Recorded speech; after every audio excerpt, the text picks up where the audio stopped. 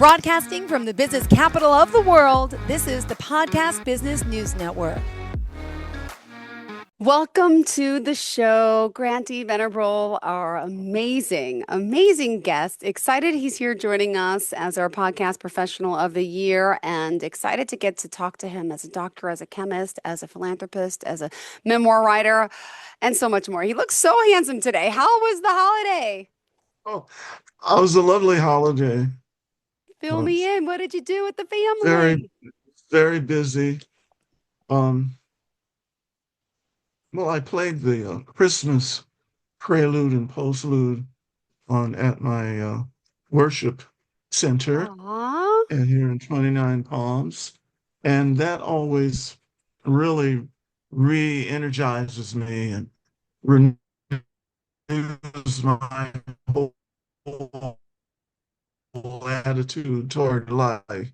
And Christmas is religiously speaking, as well as psychologically and physiologically speaking. And I thought I would, based upon events of the past week when toward renovating our new house so that we can use it in the way that we need to be able to use it. So there's still a lot of work ahead. But we have enterprising people. My brother is an architectural engineer, if not by formal training, by practical experience he is. And we've had an uncle and a cousin who had similar abilities. Yeah. So just supply him the material and he'll oversee how to put it together. So that's what's happening. We were supposed to get a grand storm last week. Really? What type of storm is this in California?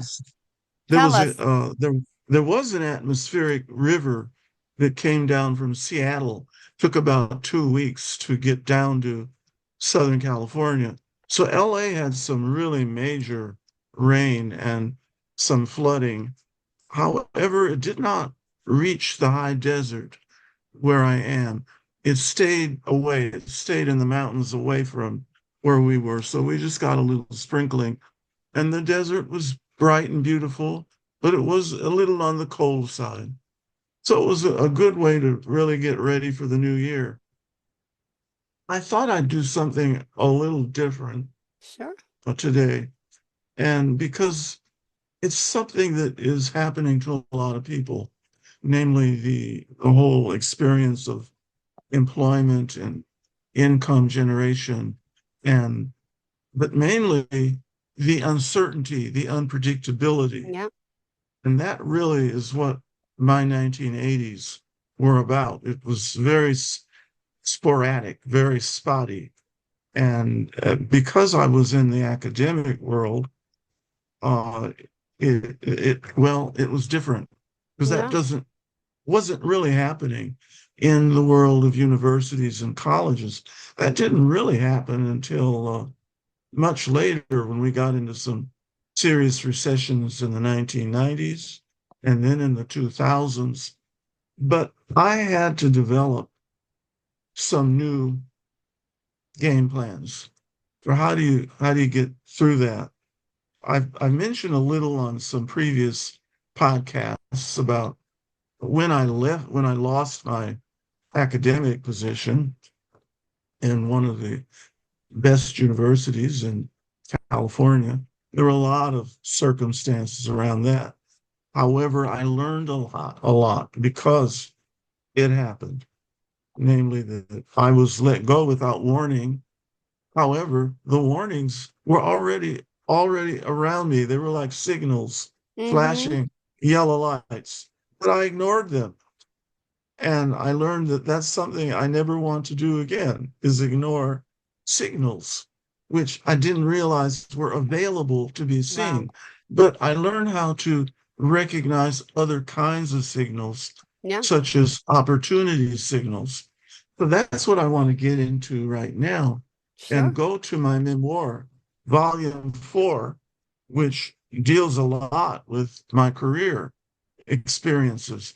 And it deals with what great chunks of the population are going through, not just in the Yeah. universities and colleges, but in private corporations, retail, banking, and this may provide some helpful thoughts and inspirations for people. So I'm going to go down to my outside screen here and hope my image stays and that doesn't disappear, but Okay. I'm going to try to click down here and see what I come up with. Sure.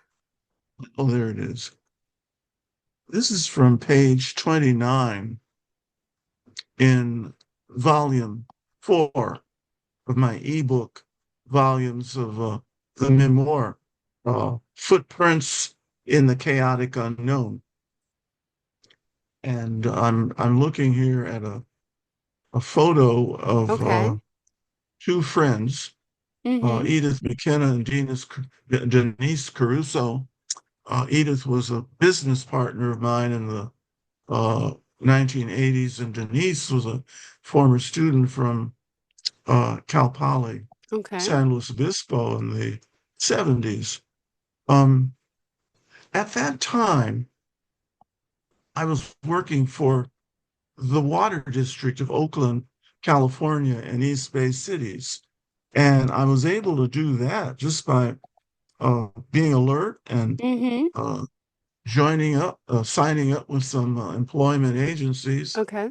Uh, and so I'm going to start on a paragraph there, and then I'm going to skip around to very relevant sections. Sure. So at that time, I was busy. This was in Hmm.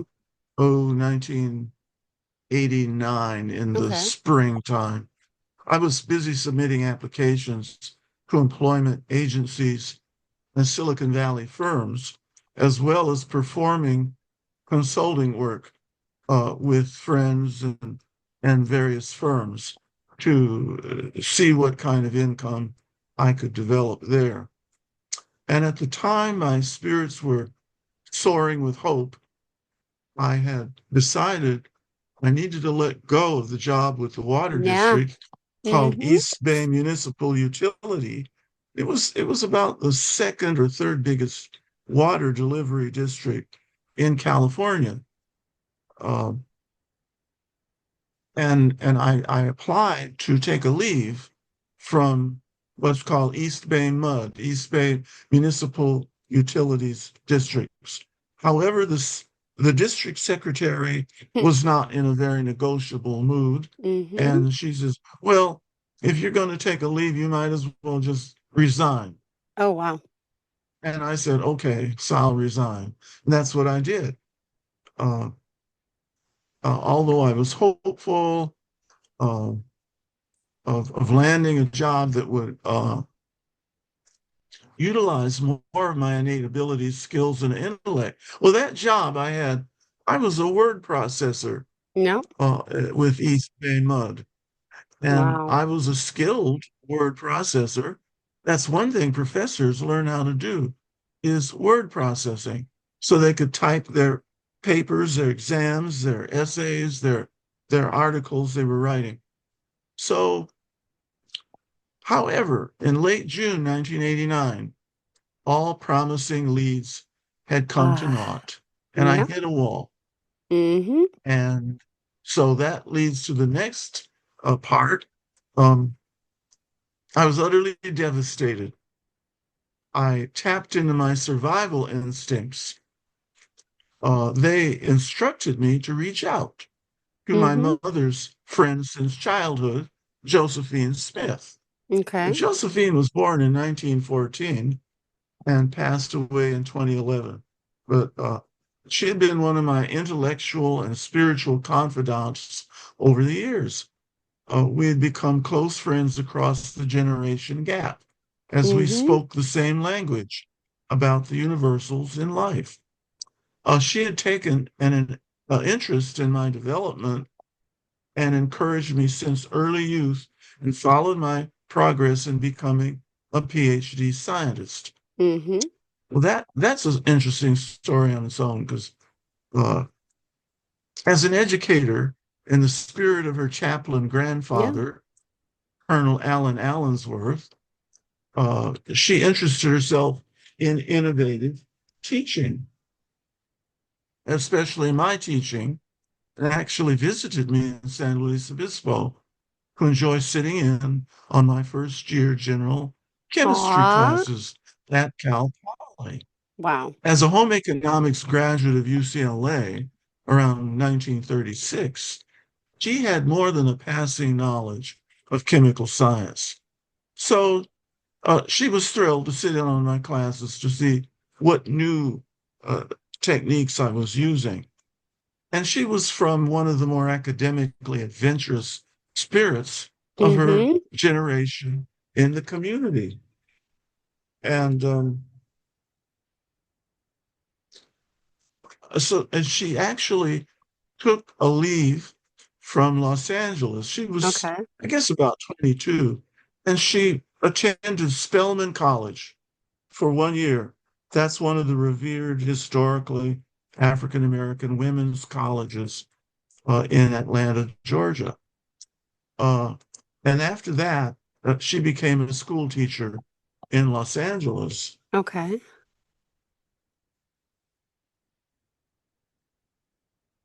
I'm trying to dispatch this telephone call It's here. okay. It's okay. It That's I'm happens. on the podcast. Uh,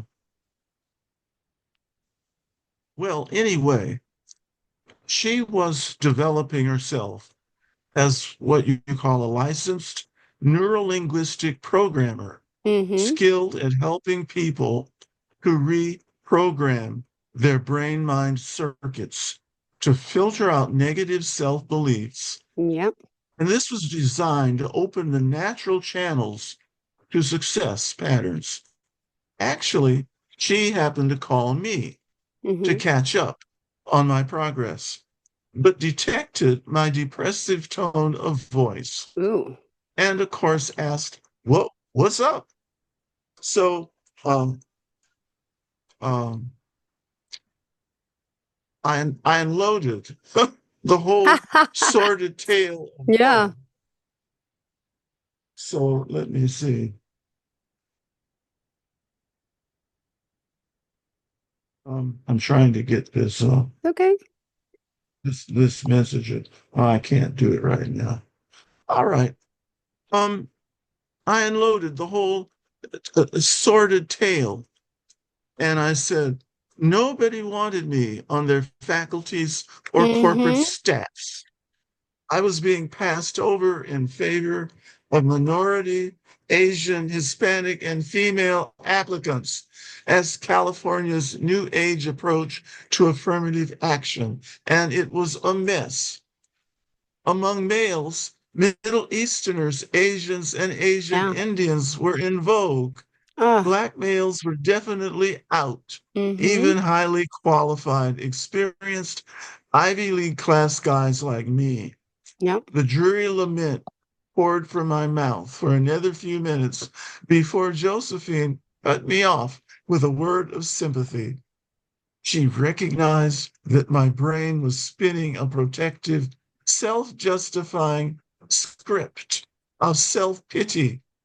My psychic stuff was recycling Wow. um, throughout all my neural channels, and the stuff was not the issue or the point. Let's do an exercise, she gently commanded. Okay, I agreed. Mm-hmm. Let's see if what I can do here. Oh boy. No worries. Take your time. Hold on, Jill. No Hold on. problem. The challenges of technology here. It's okay. It happens. All good. I can grab a Oh, water. Sure, sure, sure. Hold on. I'm going to grab a boy. water since you're down there. Might as well, right? Thank you, hon. There we go. Good. Okay, now let me get back to this. No Um, problem. this section is called mentally visualizing the pain. Okay. It was a variation of something I had been through before. Josephine asked a series of questions. Where Mm-hmm. is your pain and suffering level on a scale of Yeah. 0 to 10? 0 being none and 10 being acute and unbearable. Yep. 10, I quickly replied. Where in your body do you feel the pain? Mm-hmm. Pressure around my eyebrows, a constriction of my jaw and neck, a vacant emptiness in my chest, a tightness in my stomach. Now were you, she asked, on the pain scale? About 8.7, I said. If you Ah. could visualize some object causing the pain, what does it look like? Well, she said, is it solid, bulky, thin? What color, temperature, geometry, and texture is it?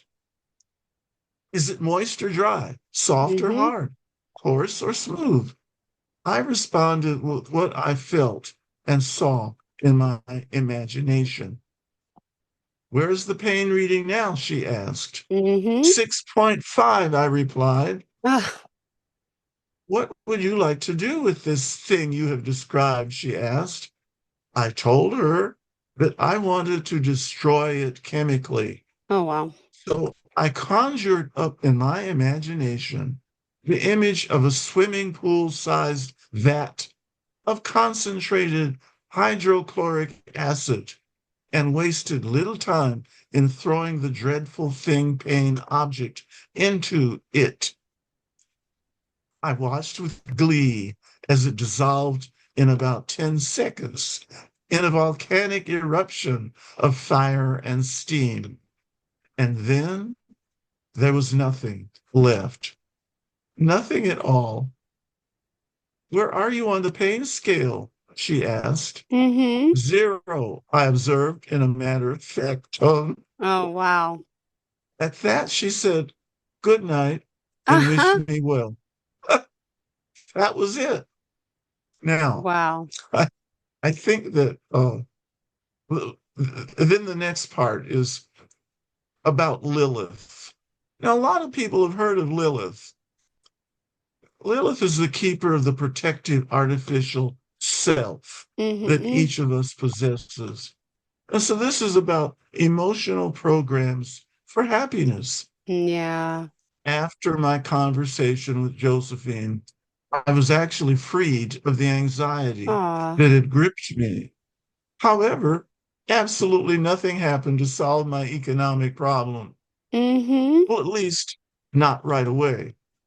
Then I got a telephone call out of the blue from someone I had Oh, not wow. spoken to in years. As I have long known, nothing comes from out of the blue. Mm-hmm. That phrase is mostly an illusion created by something I refer to as the protective Lilith mask. That's Okay. Lilith, until we are strong enough to take it off and let it go. Yeah. The mask is really a modification of our primary ego state, a virtual bundle of beliefs, memories, and thoughts. It is a hopefully temporary form of our true ego, often called the artificial or false self. It virtually fastens onto and covers over our Okay. inner authentic self Oh, wow. in early childhood to protect it as we try to absorb learned emotional programs for happiness, Mm. highlighted in the contemplative meditation teachings of Trappist monk Thomas Keating.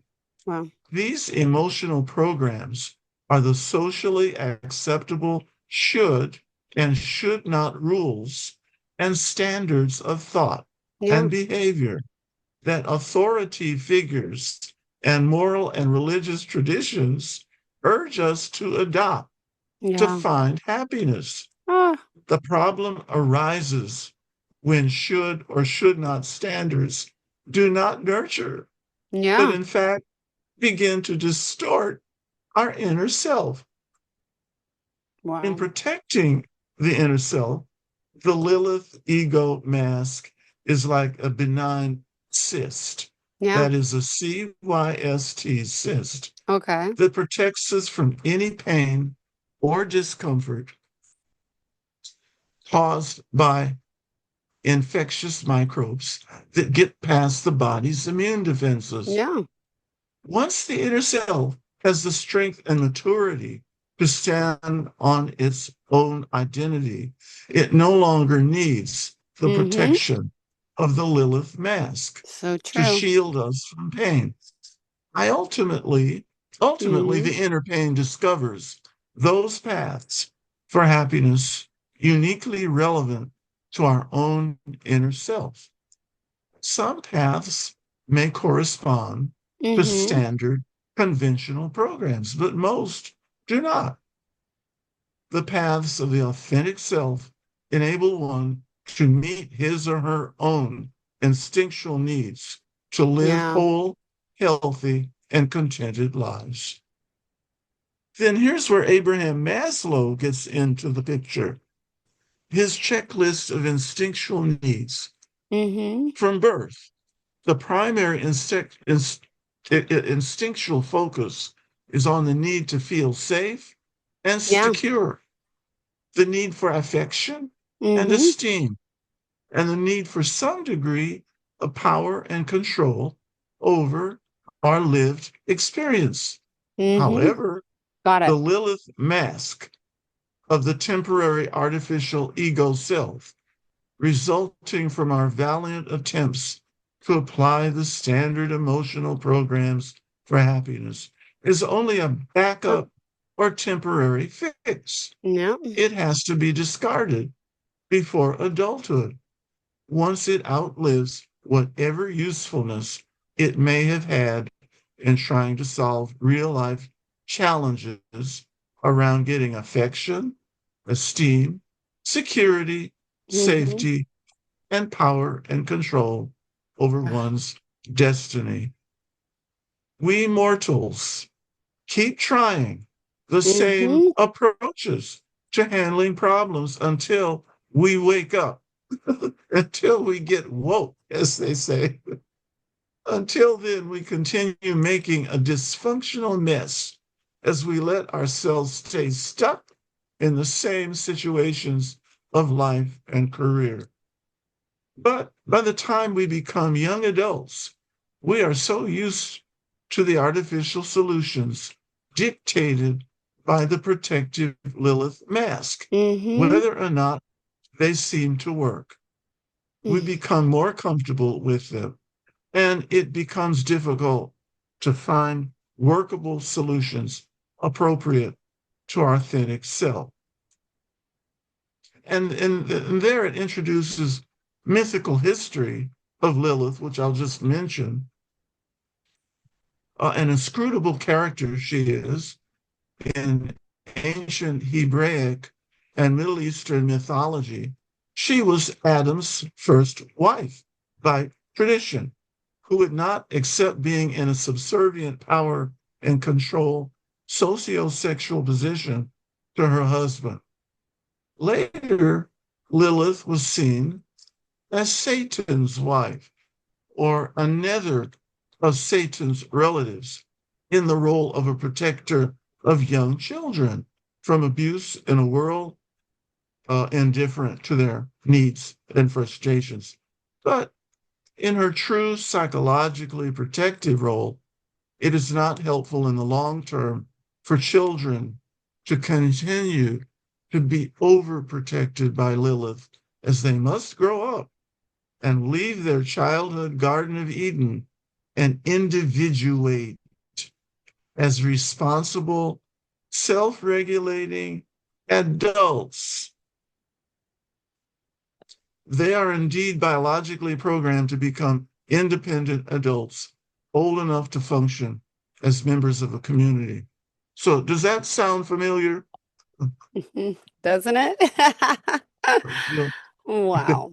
I think it's probably familiar to a lot of For people. sure. It seems that Lilith also got a bad rap from the males who created the myths portraying her as an evil demon who kills babies. Oh my goodness. However, Like moving forward, Krampus. Mm-hmm. returning to the phrase out of the blue, we see that it merely expressed, when I said it, my surprise that something had happened that my inner authentic self already envisioned as true, but which the Lilith mask, created for my perfection, pretended not to see. This means that phrases such as out of the blue are illusory cover ups designed by the Lilith mask to relieve us from accountability for our fears and negative patterns of thinking, believing, feeling, and doing that always get the same results, results that we wish we could stop getting. Now, getting complete with Lilith, it is all part of self-fulfilling prophecy. The illusions and manipulations inherent in the Lilith mask are staples of political maneuvering for power and control, whether in Congress, national elections, the corporate world, university faculties, spiritual communities, or get this, one's own family is our first tribal affiliation in life. But once our authentic inner self is strong enough to deal with the wounds and insults of the past, stemming from the frustrations and stresses of not fulfilling the three instinctual needs, we're able to manage whatever anxiety or pain arises from casting off the Lilith mask. I was about to learn that Josephine's long distance telephone conversation had deleted one of the most important negative belief patterns upheld by my own Lilith mask. It was a false belief that I'd been hanging on to for many years. Once deleted, I walked away from my protective mask. Hmm. And this gets us to my next paragraph. Really logical results my job searches could deliver. Mm-hmm. No longer could I blame my failure to achieve the desired results on the failure of affirmative action or whatever else. I never overtly blamed racism, even if doing so might make my results more palatable and temporarily less frustrating. This gets to be a big point in American society today, even more than in the 1980s. But I opted to leave behind blaming the ism or phobia that is easiest to latch onto to avoid the challenges and discomforts of being my authentic self. This phenomenon of avoidance is also evidence in those individuals whose Lilith mask blames affirmative action for giving their place in the college admissions process to a less qualified minority applicant. It's one thing to express an opinion like that, and quite another to, to prove one's contention that that's really true. But the factors that go into reaching college admissions decisions, I know from experience, are complex. Never thinking in scruples can calm the anxiety of the Lilith mask's artificial ego of a rejected applicant.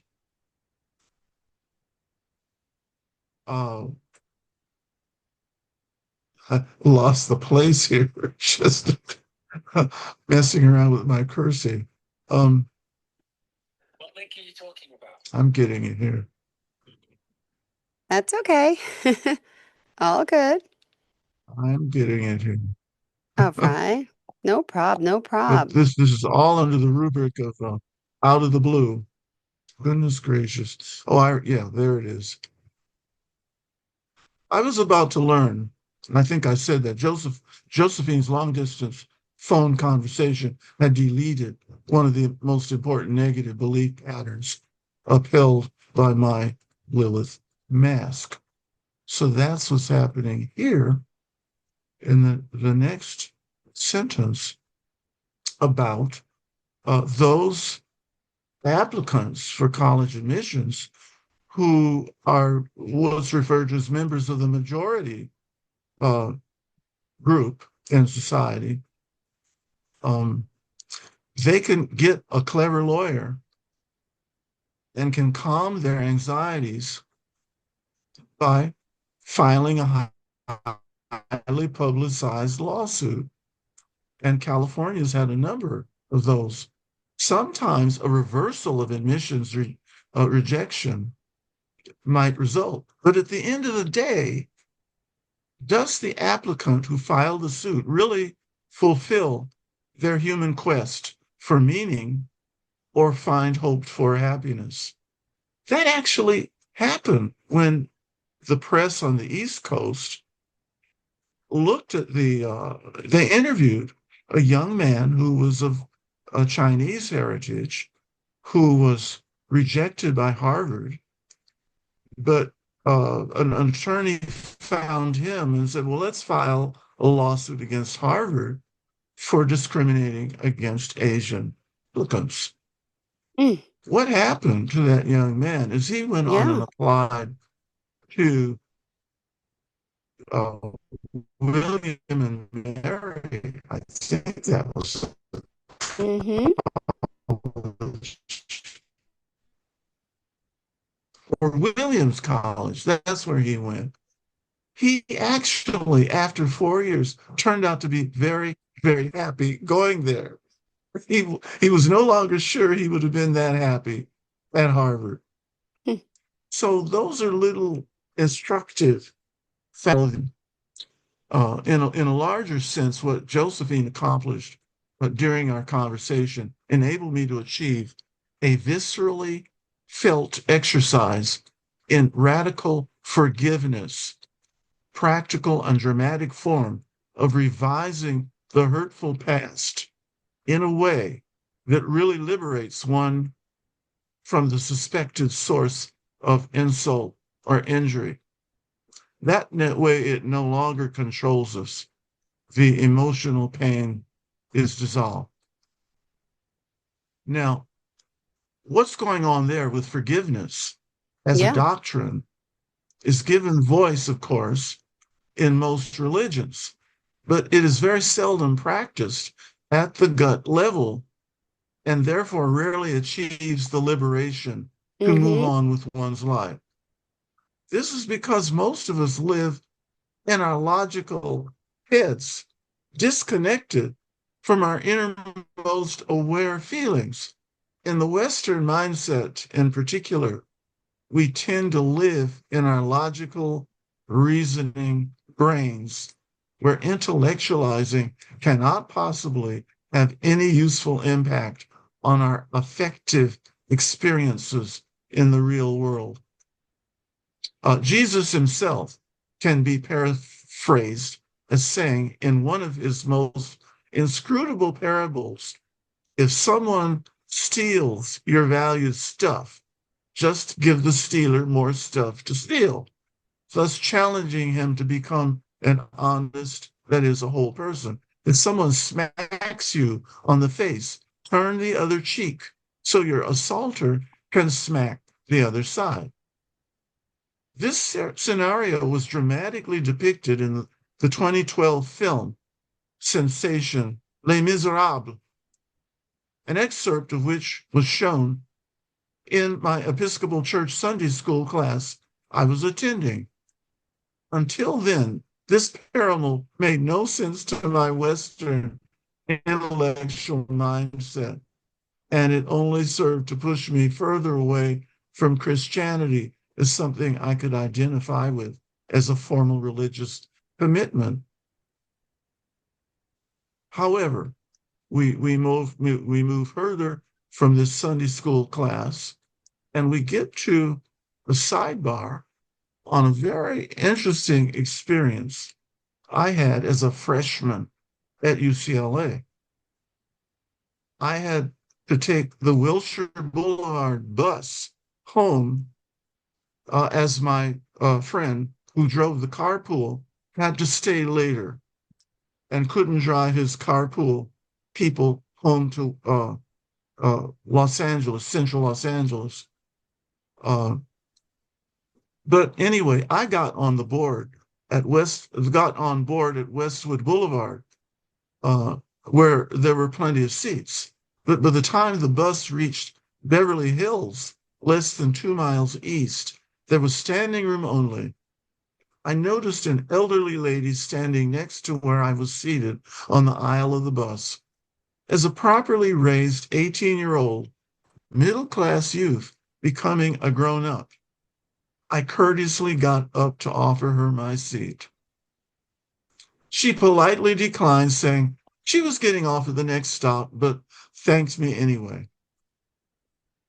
At that instant, a late 20-something, casually dressed, baseball cap wearing, I'll call him a fellow member of my racial group, ducked into my seat and turned to fix me in a disapproving glare.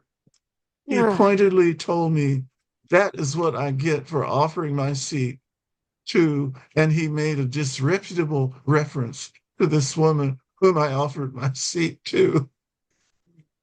This was fall 1960 in my racial Eden of Los Angeles. I was stunned at both his effrontery and evident problem with race, his own and others he perceived to be different from himself. I felt hurt, confused, and helpless. This experience was not in accordance with the personal life script I was learning to follow. So I repressed my hurt and wounded pride into my deep subconscious memory for storage, where my feelings were well protected by the Lilith mask of my artificial ego self. And there they stayed in psychological cyst form for 53 years until the aforementioned Sunday school in Atlanta. It was there that I realized that my misguided fellow countrymen had merely stolen my stuff. He had wounded my young man's Oh my pride gosh. as a boy in mid-struggle toward manhood. He had angered me. He had hurt my sense of righteousness, of being right and doing the right thing. I was upholding what I believed to be right. There was really nothing wrong with that. However, it was the upholding part, not understanding those moments when the wiser course would simply have been to let go. So I was learning to let go. I made the mistake of not giving him the rest of my righteous stuff to take with him.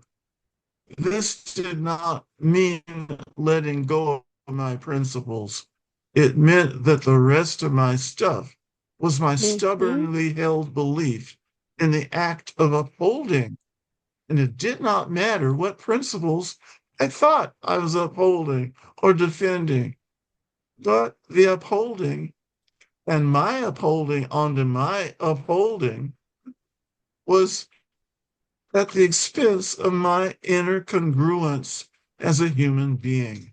That is what the 18-year-old boy within me could not realize as he tried his best to grow up in accordance with the standard culturally transmitted programs for happiness he had dutifully absorbed since infancy in his polite middle-class duty to offer his seat to a female elder. He had engaged in but one more instance of the nascent man laboring to emerge from his 18-year-old boy self.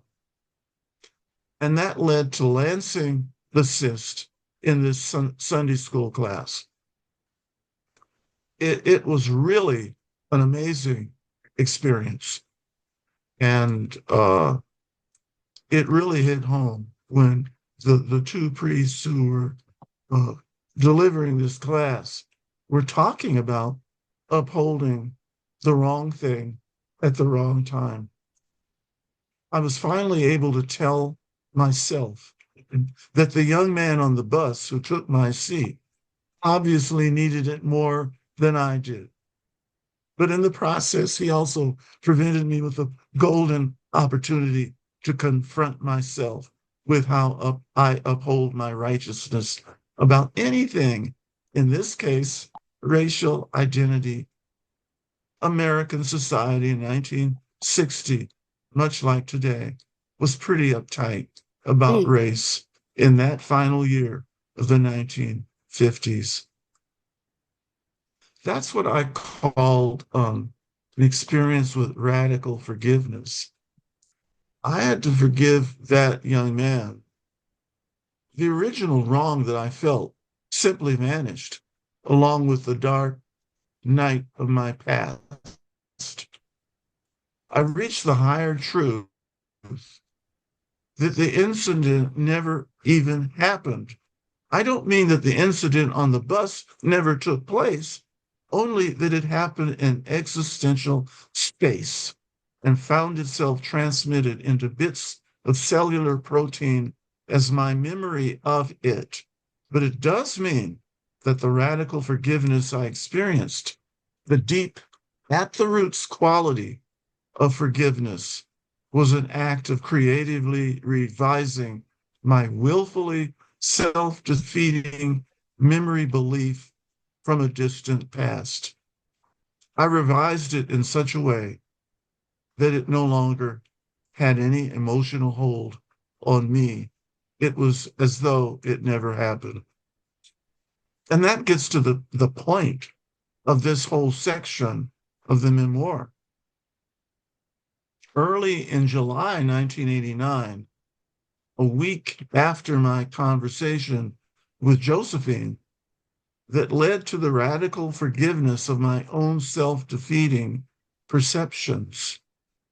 An old friend, James Todd, called out of the blue.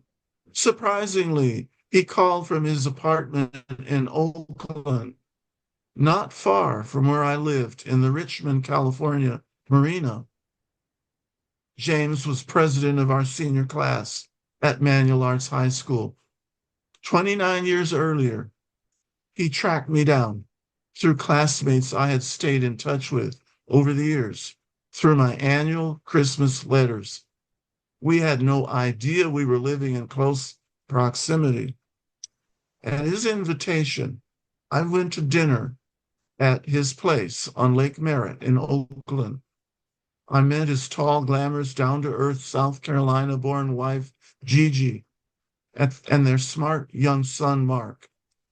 Jim and Gigi met right after he graduated from high school, while they were both stationed in the army in Germany.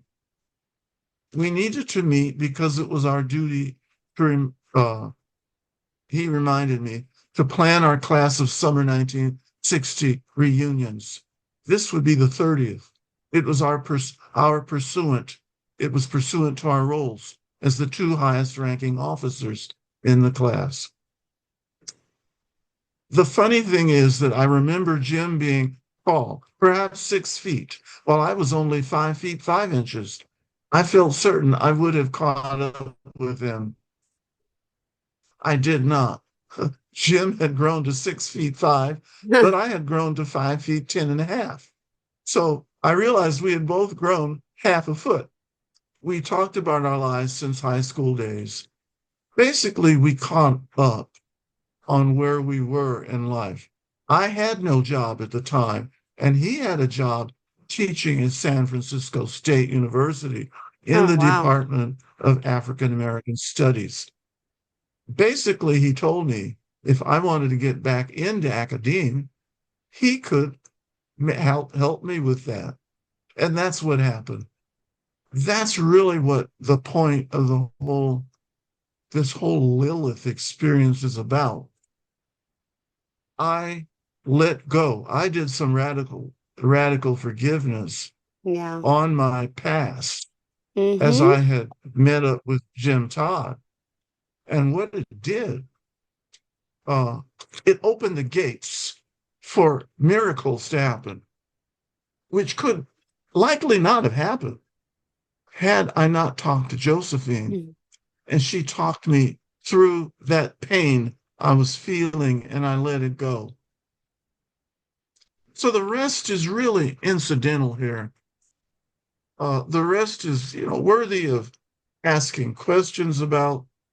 It's probably something that if everyone in America could go through that radical forgiveness process, the whole landscape of their lives would change. The whole way they make decisions about perceived problems, economically, spiritually, morally, whatever, in this society would just shift. It would all go away. It would open a portal for a whole new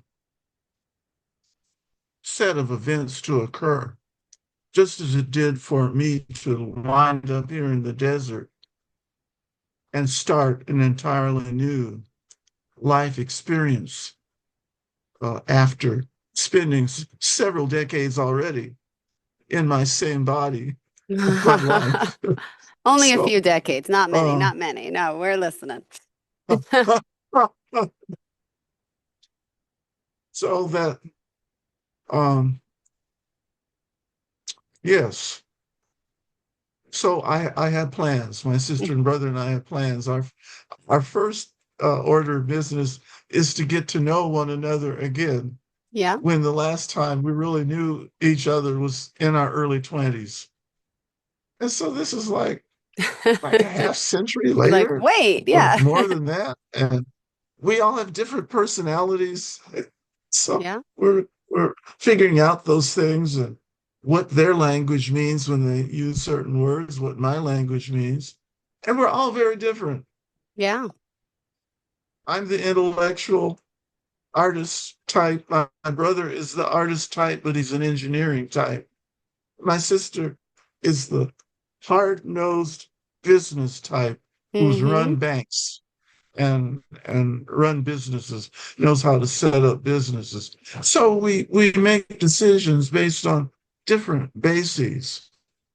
So I think that's what we'll get used to next is that Grant is this, he gets way out there in deep space with a lot of his storytelling and why he did this and that. But that's my job. Yep. And I had to discover that was my job is to continue in my educational role, whether it's in a classroom or on a podcast, to help my fellow human beings in our society Beautifully be said. able to move through challenges they've they're trying to move through, Mm-hmm. some that I've been through already that I had to invent. I had to figure out how to do it. But I'm still here and I have a few health challenges I have to solve in the next couple of months Don't we after all? my recent blood test, but I'm confident that will resolve because basically I'm feeling better after the Yeah. big move 8 months ago, which really was a lot of wear and tear on my body and my mind and my emotions. But I'm pretty relaxed about that now. Yeah. And I love this area of the world Hmm. and getting reacquainted with Los Angeles, which is this huge megalopolis. It was just a small town when I was a child. By that, I mean, it was made up of Yeah. about 200 little communities, and people all knew each other in those communities. And we would drive to the store, and it wouldn't be hard to find a place to park. We could Mm-hmm. talk to people we ran across on the street. We could Imagine stop that. in on neighbors. And so I think one reason I'm here is to say, this is what my memory reminds me, Yeah. says we're like, that we can create in a new way now. Instead of letting technology get us Hmm. frustrated, we can actually use it to create online communities where we fellow citizens can commune with one another and across the earth, actually. So Well, now, how does all that make you feel, Jill? amazing that you have That stories after stories after stories. And like, I talk to you every week for the past how many months, and I learned something new. All part of the memoirs, correct? Which, by the way, I don't even think you've yeah, actually promoted. This is all part of your work that you share a little bit about the it memoirs, is. where we find them. We find them online right Hmm. now until I can get the publisher to do Yeah. some hard copies that you can hold in your hands. But look on my website at Hmm. grantvenerablephd.com. It's all lowercase. And even if you miss a few characters, it'll probably put the correct name up there on the screen. And it presents a lot of videos and interviews I had. There's a picture of me in Ah. Times Square that was projected, a few years ago now. And it was showed it was that big bulletin board, electronic, that overlooks Times Square. Oh. And there I was, my photograph was up there, advertising who I was, who I am. And Hmm. so this is the marketing time of my life. So that's a little different. But I was able to do them in more because I kept so many journals, Yeah. mainly on calendars. I keep a little 5x7 week at a glance calendar, Aw. and every appointment I've had since I was in the ninth grade is in that little calendar. And now I've been keeping full page binder journals about my main visits and telephone calls and all of that, and achievements, or I would not have been able to do Of course not. the book as complete as it is. Ah. Well, sum up today for the new year. What do you want to leave with everyone for today? I want to leave thoughts for the new year Sure. and to realize it is an opportunity to open the Sure portals. is. See, Yeah. that's why the symbolism is in January, Mm-hmm. named after the mythical person Janus, who's looks in two different opposite directions. She is a two-headed image goddess, and that's what January does. Is it holds the past together with the future in a present. And that's a more important idea than we can imagine, because quantum physics is beginning to discover why it's probably the future that Yeah. is creating our daily experience in the present. Because the electromagnetic forces that actually are pulling what has already happened in the future Hmm. and pulls us through this nexus called January 1st and gets us into January 2nd, which is our new present. So it's really rearranging our view of past, present, Absolutely. and future. Well, thank you so much for being here, for joining us. How can we contact you, darling?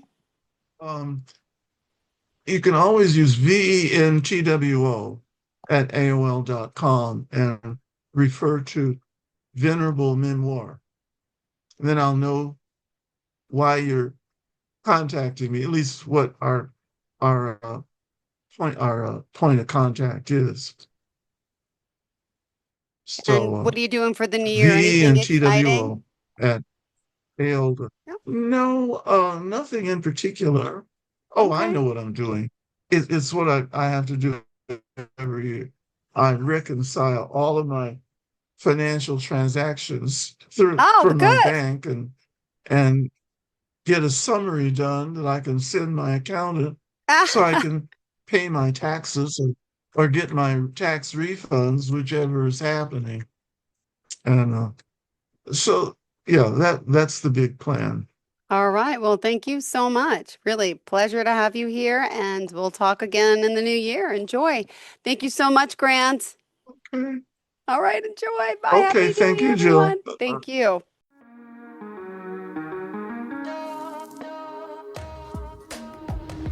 Broadcasting from the business capital of the world, this is the Podcast Business News Network.